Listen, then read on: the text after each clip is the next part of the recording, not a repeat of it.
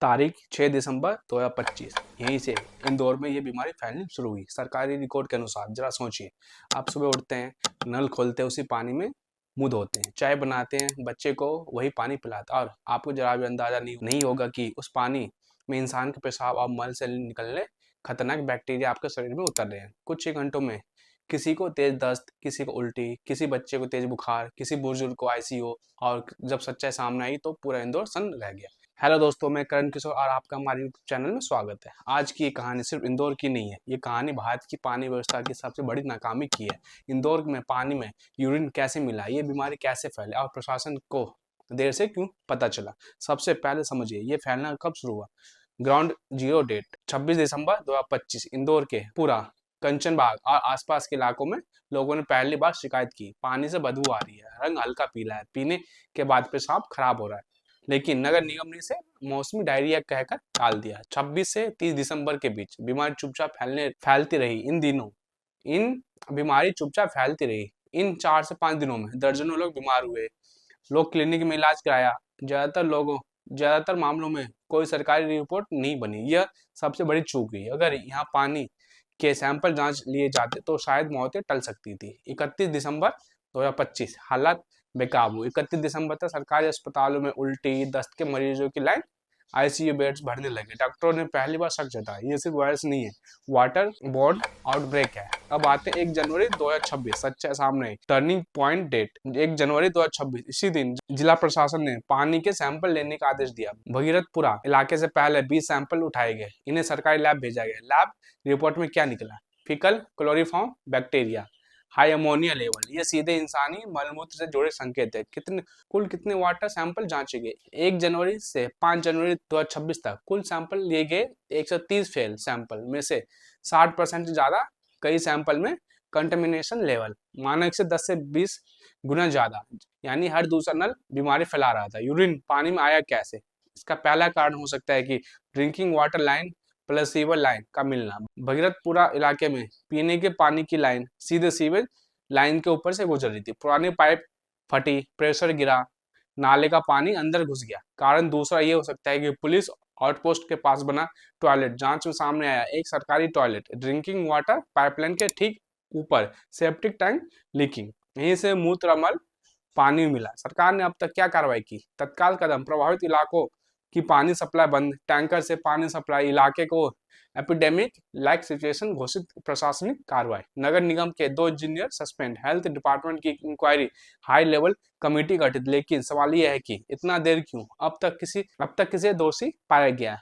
Official finding अब तक municipal water department लापरवाही, improper sewage planning, timely inspection न होना। अभी तक कोई बड़ा अधिकारी गिरफ्तार नहीं, कोई ठेकेदार जेल नहीं, यानी जिम्मेदारी तय, सजा नहीं। कितनी मौतें, कितने बीमार हुए? ऑफिशियल आंकड़े 5 जनवरी 2026 तक मौतें 16, हॉस्पिटलाइज्ड 200 से ज्यादा।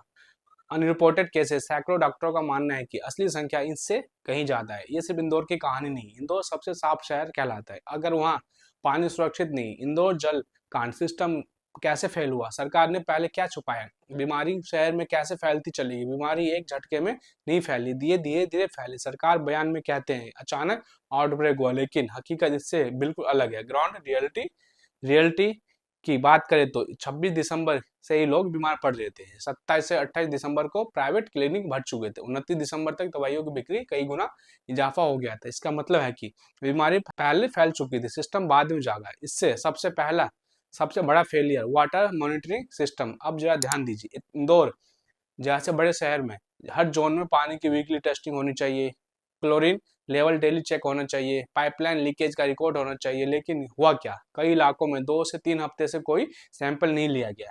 क्लोरीन सिर्फ कागजों में डाला गया।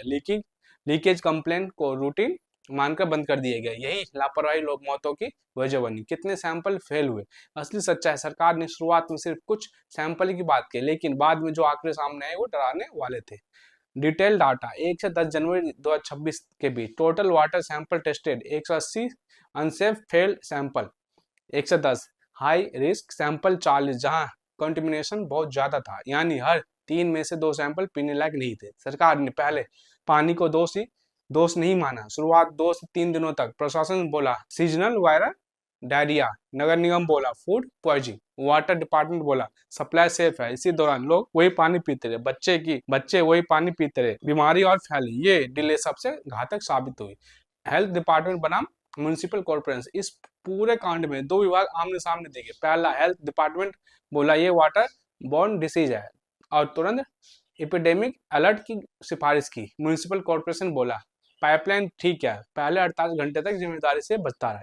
इसी कोऑर्डिनेशन फेलियर ने हालत बिगाड़ी। जब सच्चाई छुपाई जा सकी, जब मौतों की संख्या बढ़ने लगी, मीडिया पहुंच गया, सोशल मीडिया पर वीडियो वायरल हुए, तब जाकर वाटर सप्लाई बंद की गई, टैंकर से पानी लाया गया, ऑफिशियल एडमिशन हुआ कि पानी कॉन्टेमिनेटेड है। लेकिन जब तक नुकसान हो चुका था, किस किस पर गिरेगा? अब तक कहते हैं कि जिम्मेदारी तय करने की अब तय अब तक की गई कार्रवाई, नगर निगम के 2 जूनियर इंजीनियर सस्पेंड, जोनल अधिकारी से जवाब तलब, इंटरनल इंक्वायरी कमेटी बनी, लेकिन कोई एफआईआर नहीं, कोई ठेकेदार गिरफ्तार नहीं, कोई बड़ा अधिकारी हटाया नहीं गया। जनता के सवाल, छोटे अफसर दोषी और बड़े सुरक्षित क्यों?